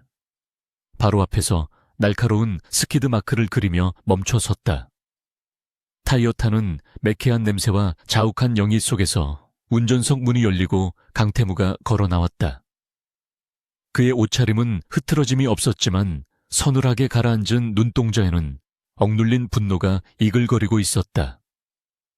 뒤이어 도착한 검은색 밴 차량들에서 태산그룹의 정예 경호팀이 쏟아져 나와 순식간에 강인철의 수하들을 포위했다. 태무는 손에 쥐고 있던 쇠파이프를 바닥에 질질 끌며 강인철을 향해 천천히 걸어갔다. 감히 내 허락도 없이 내 사람을 건드린 대가가 얼마나 혹독한지 똑똑히 가르쳐주지. 그의 낮고 굵은 목소리가 폐항구의 정막을 깨트렸다. 강인철은 예상치 못한 태무의 등장에 당황했지만 이내 비릿한 웃음을 흘리며 손에 쥔 USB를 허공에 흔들어 보였다. 늦었다 이놈아. 이미 결정적인 증거는 내 손 안에 있어. 네가 아무리 발악해봤자 내일 아침이면 태산그룹의 주인은 바뀌어 있을 거다. 그는 수하들에게 시간을 끌라고 소리치며 어둠 속으로 도주를 시도했다. 태무의 경호팀과 강인철의 깡패들 사이에 격렬한 난투극이 벌어졌다. 태무는 자신에게 달려드는 놈들을 가볍게 제압하며 이수에게 시선을 고정했다. 괜찮아. 다친 데는 없어. 태무가 다가와 이수의 떨리는 어깨를 감싸 안았다. 이수는 안도감과 죄책감이 뒤섞인 눈물 범벅이 된 얼굴로 고개를 저었다. 회장님, 죄송해요. 제가 그걸 넘겨줬어요. 아빠를 살리려고 회장님을 배신했어요. 이수는 흐느끼며 자책했지만 태무는 전혀 동요하지 않고 부드럽게 그녀의 머리를 쓰다듬었다. 알고 있어. 그리고 그건 배신이 아니라 내가 원했던 선택이야. 태무의 뜻밖의 말에 이수는 젖은 눈을 들어 그를 바라보았다. 멀리서 도망치는 강인철을 바라보는 태무의 입계는 회심의 미소가 걸려 있었다.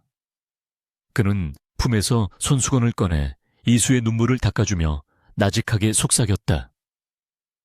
저 USB를 강인철의 손에 넘기는 것이야말로 내가 짠 판의 마지막 퍼즐이었으니까. 당신은 아주 훌륭하게 미끼 역할을 해준 거야. 한이수. 혼란스러워하는 이수를 뒤로하고 태무는 경호팀장에게 이수의 아버지를 병원으로 모시라고 지시한 뒤 자신은 이수를 차에 태웠다. 상황은 종료되었지만 진짜 전쟁은 이제부터 시작이었다. 서울로 돌아오는 차 안에서 태무는 이수에게 지난밤 서재에서의 일을 설명해 주었다. 사실 태무는 이수가 금고를 열기 전부터 그녀의 행동을 CCTV를 통해 지켜보고 있었다. 그는 이수가 강인철의 협박을 받고 있다는 사실을 이미 짐작하고 있었고 그녀가 어떤 선택을 할지 기다렸다. 서재에서 이수를 안았을 때 태무는 그녀의 주머니 속에 있던 진짜 USB를 슬쩍 빼내고 미리 준비해둔 가짜 USB를 넣어두었던 것이다. 소매치기 기술이라도 배운 것처럼 감쪽 같은 손기술이었다. 이수는 그 사실을 전혀 눈치채지 못했다는 것에 놀라 입을 다물지 못했다. 그럼 강인철이 가져간 게 가짜란 말인가요? 이수의 물음에 태무는 고개를 끄덕였다. 가짜일 뿐만 아니라 그 안에는 강인철의 비리 장부와 불법 자금 세탁 내역을 역추적할 수 있는 악성 코드가 심어져 있지. 그가 그걸 열어보는 순간 그의 모든 치부가 내 서버로 전송될 거야. 이수는 태무의 치밀함에 혀를 내둘렀다. 그는 자신의 목숨이 위협받는 상황에서도 냉철하게 반격을 준비하고 있었던 것이다. 하지만 동시에 이수는 서운함이 밀려왔다. 왜 저한테 미리 말씀해주지 않으셨어요? 제가 정말 배신할 거라고 생각하신 건 아니죠? 이수의 투정 섞인 목소리에 태무는 운전대를 잡은 손에 힘을 주며 잠시 침묵했다. 당신의 연기가 완벽하려면 당신조차도 속아야 했어. 그리고 만약 당신이 미리 알았다면 그 절박한 표정이 나오지 않았을 테고 눈치 빠른 강인철이 의심했을 거야. 무엇보다 나는 당신을 위험에 빠뜨리고 싶지 않았어. 당신이 죄책감을 가지고 도망치더라도 나는 당신을 끝까지 지킬 생각이었으니까. 그의 진심 어린 고백에 이수는 가슴이 먹먹해졌다. 그는 악마 같은 거래를 제안했던 처음의 모습과는 달리 이제는 누구보다 든든한 그녀의 수호자가 되어 있었다. 다음 날 아침 예상대로 대한민국은 발칵 뒤집혔다. 언론들은 익명의 제보자가 보낸 태산그룹의 비자금 의혹과 입찰 담합 증거라며 대대적인 특종 보도를 쏟아냈다. 강인철이 태무의 몰락을 확신하며 언론에 흘린 가짜 정보들이었다. 태산그룹의 주가는 하한가로 직행했고 본사 앞에는 취재진과 시위대가 장사진을 이루었다. 강인철은 긴급 이사회를 소집하여 강태무 회장의 해임안을 상정하겠다고 발표했다. 모든 것이 강인철의 시나리오대로 흘러가는 듯 보였다.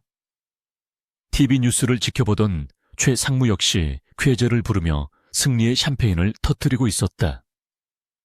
하지만 정작 당사자인 태무와 이수는 안전가옥에서 여유롭게 커피를 마시며 이 상황을 관망하고 있었다. 이제 쇼타임이군. 태무는 태블릿 PC를 통해 강인철이 접속한 가짜 USB에서 전송되어 온 데이터를 확인하며 차갑게 웃었다. 강인철은 자신의 컴퓨터에 USB를 꽂는 순간 심어둔 프로그램이 작동하여 그가 그동안 빼돌린 회사 자금 내역과 차명 계좌 정보가 모두 태무에게 넘어왔다는 사실을 꿈에도 모르고 있었다. 게다가 이수는 항구에서 강인철과 대치할 때 몰래 켜두었던 녹음기를 꺼내들었다. 그 안에는 강인철이 이수의 아버지를 납치하고 협박하며 살인을 교사하는 목소리가 생생하게 담겨 있었다. 이것은 단순한 경영권 분쟁을 넘어 그를 형사 처벌받게 할 수 있는 결정적인 증거였다. 이수는 녹음기를 태무에게 건네며 단호한 표정으로 말했다. 이 녹음 파일 주주총회에서 제가 직접 공개할게요. 제 아버지를 건드린 대가가 무엇인지 똑똑히 보여줄 거예요.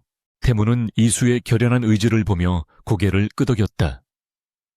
그녀는 더 이상 보호받아야 할 연약한 존재가 아니었다. 그녀는 태무의 곁에서 함께 칼을 휘두를 수 있는 진정한 파트너로 성장해 있었다.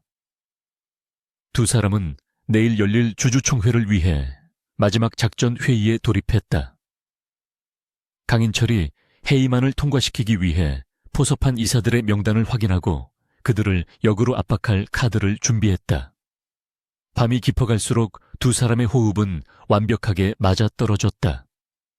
말하지 않아도 서로의 생각을 읽을 수 있었고 눈빛만으로도 신뢰를 주고받았다. 모든 준비를 마친 새벽 태무는 소파에 기대 잠든 이수에게 담요를 덮어주며 그녀의 이마에 입을 맞췄다. 내일이 지나면 우리는 진짜 부부가 될 수 있을까? 그의 혼잣말은 새벽 공기 속으로 흩어졌다. 결전의 날이 밝았다. 태산그룹 본사 대회의실은 긴장감으로 팽팽했다. 주주들과 이사들이 모두 착석한 가운데 강인철이 의기양양한 표정으로 단상에 올랐다. 그는 준비한 프레젠테이션 자료를 화면에 띄우며 태무의 비리를 성토하기 시작했다. 여러분, 이 자료들은 강태무 회장이 그동안 저질러온 불법 행위들의 명백한 증거입니다. 회사의 이익을 사유화하고 주주들을 기만해 온 그를 더 이상 이 자리에 둘 수 없습니다. 저는 오늘 강태무 회장의 해임을 강력히 요청합니다. 강인철의 열변에 장내는 술렁거렸다. 포섭된 이사들은 고개를 끄덕이며 동조하는 분위기를 조성했고 여론은 태무에게 불리하게 돌아가는 듯했다. 그때 굳게 닫혀있던 대회의실 문이 열리며 강태무가 등장했다. 그의 뒤에는 한희수가 당당한 걸음으로 따르고 있었다. 태무는 쏟아지는 시선을 한몸에 받으며 단상 쪽으로 걸어나갔다. 그의 표정은 패배자의 것이라고는 믿기지 않을 만큼 여유롭고 오만했다. 강인철은 당황하며 소리쳤다. 무슨 낯짝으로 여길 나타난 개냐. 당장 끌어내. 보안 요원들이 다가오려 하자 태무는 손을 들어 제지했다. 해임한 투표 전에 피고인의 최후 변론 정도는 들어줘야 하는 것 아닙니까, 숙부님? 아니, 이제는 전무님이라고 불러야 하나. 태무의 도발에 강인철은 얼굴을 붉히며 씩씩거렸지만 주주들의 시선을 의식해 억지로 참았다. 그래, 어디 한번 변명이라도 해보거라. 그게 네 마지막 유언이 될 테니. 태무는 마이크를 잡고 좌중을 둘러보았다. 오늘 저는 제 개인적인 비리 의혹에 대해 해명하러 온 것이 아닙니다. 오히려 우리 태산그룹을 좀먹고 있는 진짜 암적인 존재를 고발하기 위해 이 자리에 섰습니다. 그는 신호를 보냈고 회의실의 거대한 스크린 화면이 바뀌었다. 화면에는 강인철이 그동안 회사 공금을 횡령하여 도박 자금으로 탕진한 내역과 유령 회사를 통해 비자금을 조성한 증거들이 적나라하게 펼쳐졌다. 장내는 충격에 휩싸였다. 강인철은 사색이 되어 소리쳤다. 저건 조작이야. 다 거짓말이다. 누가 화면 좀 꺼.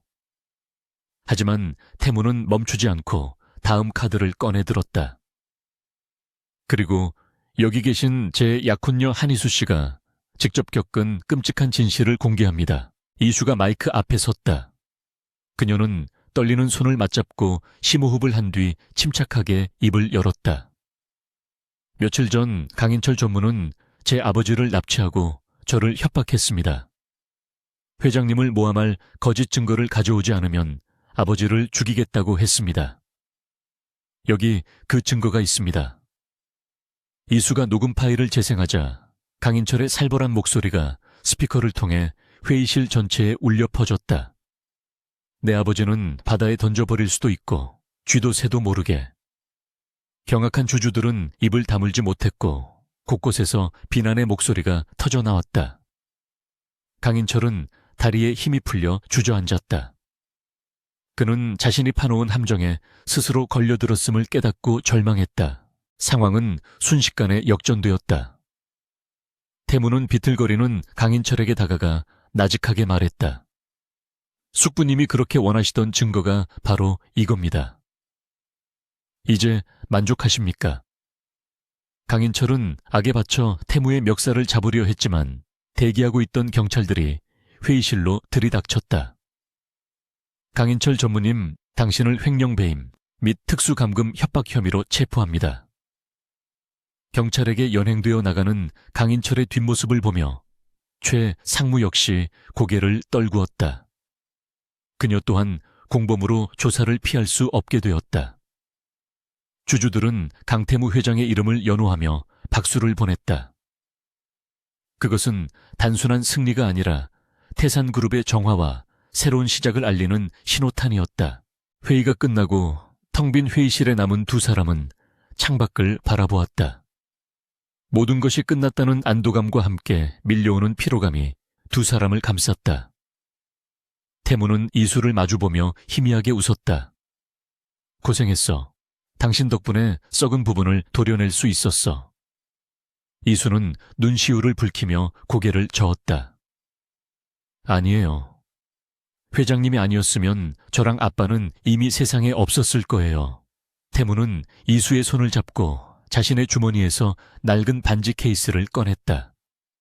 그것은 화려한 다이아몬드 반지가 아닌 그의 어머니가 유품으로 남긴 소박한 은반지였다. 계약 종료야 한이수. 이제 가짜 약혼녀 역할은 해고야. 이수는 놀란 눈으로 그를 바라보았다. 태무는 반지를 꺼내 그녀의 손가락에 끼워주며 말을 이었다. 대신 정규직으로 재채용하고 싶은데 평생 종신계약으로. 조건은 내 아내가 되어주는 거야. 거절은 허락하지 않아.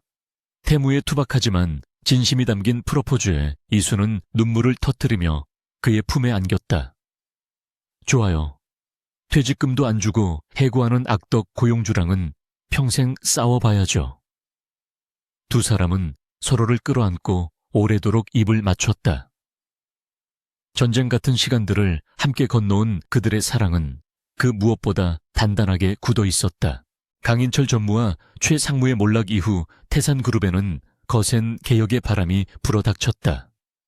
강인철은 횡령과 살인교사 혐의로 긴 재판 끝에 중형을 선고받았고 최 상무는 모든 직책을 내려놓고 해외의 별장으로 사실상 유배를 떠나야 했다.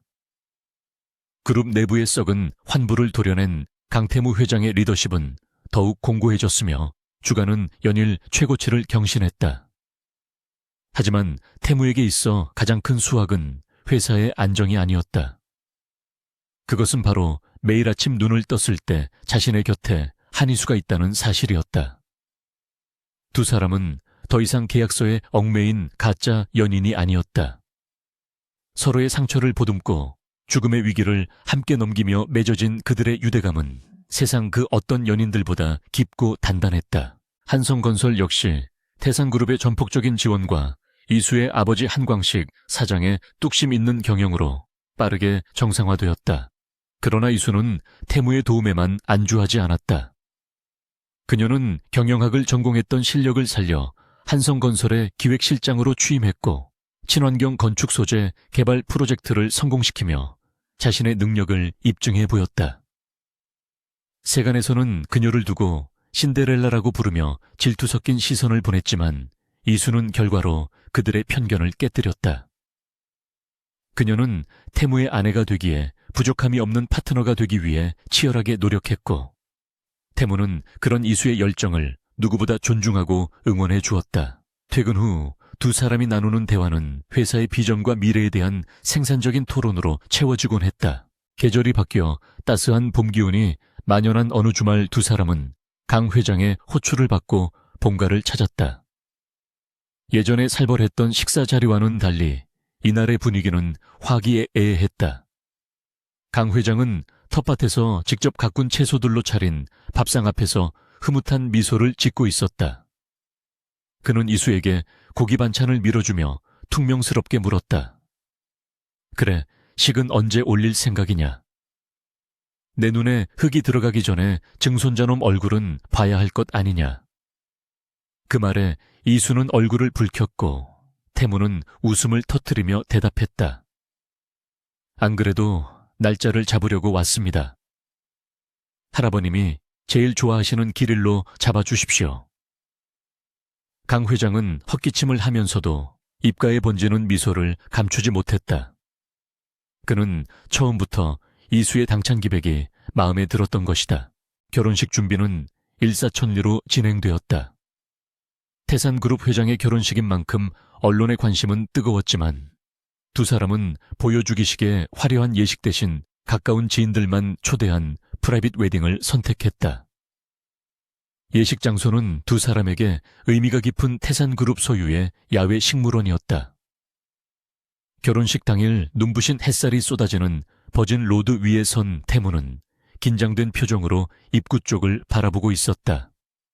수많은 비즈니스 협상 테이블에서도 눈 하나 깜짝하지 않던 그였지만 오늘만큼은 심장이 터질 듯이 뛰고 있었다. 이내 현악 사중주의 선율이 울려 퍼지고 순백의 웨딩드레스를 입은 이수가 아버지의 손을 잡고 모습을 드러냈다.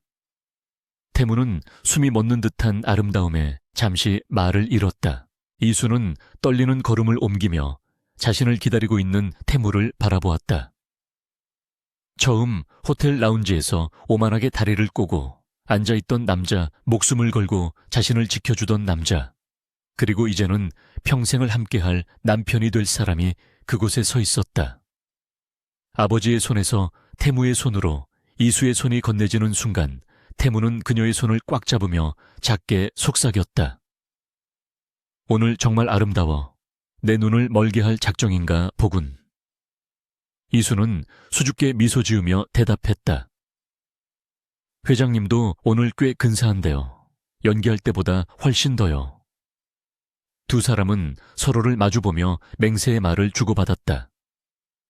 주례사 없이 서로가 직접 작성한 혼인 서약서를 낭독하는 그들의 목소리는 떨리지만 진심이 가득 담겨 있어 하객들의 눈시울을 붉히게 만들었다.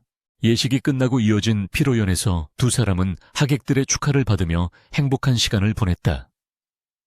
밤이 깊어지자 태무는 이수를 데리고 식물원 한쪽에 마련된 작은 온실로 향했다. 그곳에는 촛불과 꽃으로 장식된 작은 테이블이 놓여 있었다. 태무는 준비해둔 샴페인을 따르며 이수에게 건넸다. 정신없는 하루였지. 당신이랑 조용히 둘만의 시간을 보내고 싶었어. 이수는 샴페인 잔을 받아들고 의자에 앉으며 안도의 한숨을 내쉬었다. 정말 꿈만 같아요. 1년 전만 해도 제가 당신과 이렇게 마주 앉아 결혼을 자축하게 될 줄은 상상도 못했으니까요. 그때는 당신이 저를 잡아먹으려는 저승사자 같았거든요. 태무는 피식 웃으며 자신의 잔을 이수의 잔에 가볍게 부딪혔다. 사실 그때 호텔에서 당신이 껌을 씹으며 등장했을 때부터 나는 당신에게 반해 있었는지도 몰라. 그렇게 무례하고 엉뚱한 여자는 내 인생의 처음이었으니까. 당신의 그 형편없는 연기력이 내 인생을 이렇게 바꿔놓을 줄은 몰랐지. 태무의 고백에 이수는 깔깔거리며 웃었다.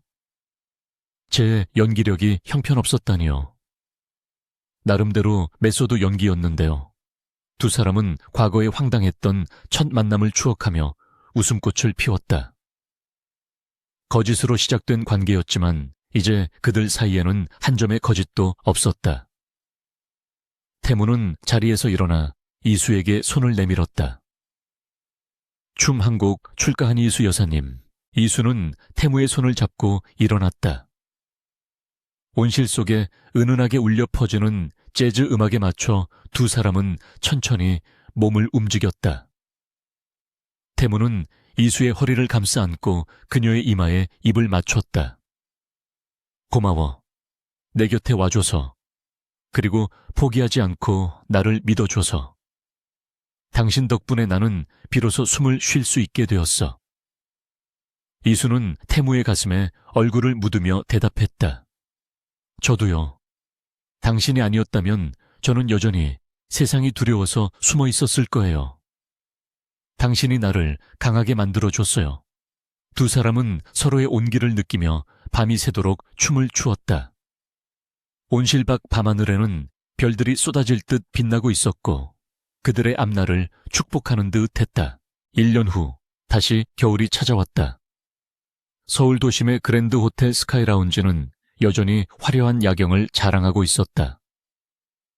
이수와 태무는 1년 전 처음 만났던 바로 그 창가 자리에 마주 앉아 있었다.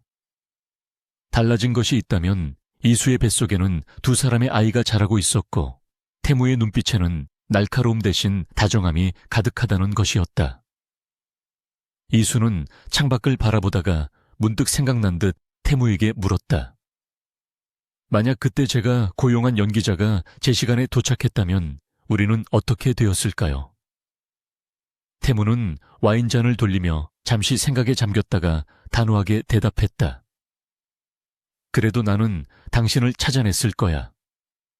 내 맞선 자리를 망치려던 대담한 여자를 그냥 두고 볼 리가 없잖아. 이수는 미소를 지으며 자신의 배를 부드럽게 쓰다듬었다. 우리 아이는 아빠를 닮아서 머리가 좋았으면 좋겠고 엄마를 닮아서 연기력은 좀 없었으면 좋겠네요.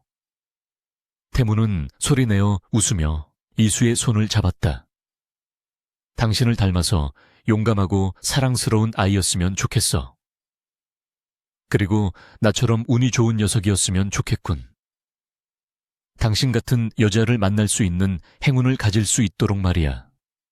두 사람은 서로를 바라보며 행복하게 웃었다. 맞선을 망치려고 시작된 엉뚱한 계획은 결국 두 사람의 인생을 완벽하게 완성해주는 운명이 되었다. 호텔을 나서는 두 사람의 뒷모습 위로 하얀 눈송이가 흩날리기 시작했다. 태무는 자신의 코트를 벗어 이수의 어깨에 덮어주며 그녀를 꼭 끌어안았다. 추워 감기 걸리지 않게 조심해. 이수는 태무의 허리를 감싸 안으며 그의 품속으로 파고들었다. 당신이 있어서 하나도 안 추워요. 두 사람은 눈 내리는 거리를 천천히 걸어갔다. 차가운 겨울바람도 두 사람 사이에 따스한 온기를 식힐 수는 없었다. 악연인 줄 알았던 인연이 필연이 되고 거짓이 진실이 되는 기적 같은 사랑 이야기. 그들의 이야기는 이제 막 새로운 챕터를 시작하고 있었다. 그 어떤 소설보다도 아름답고 영원히 계속될 해피엔딩을 향해서.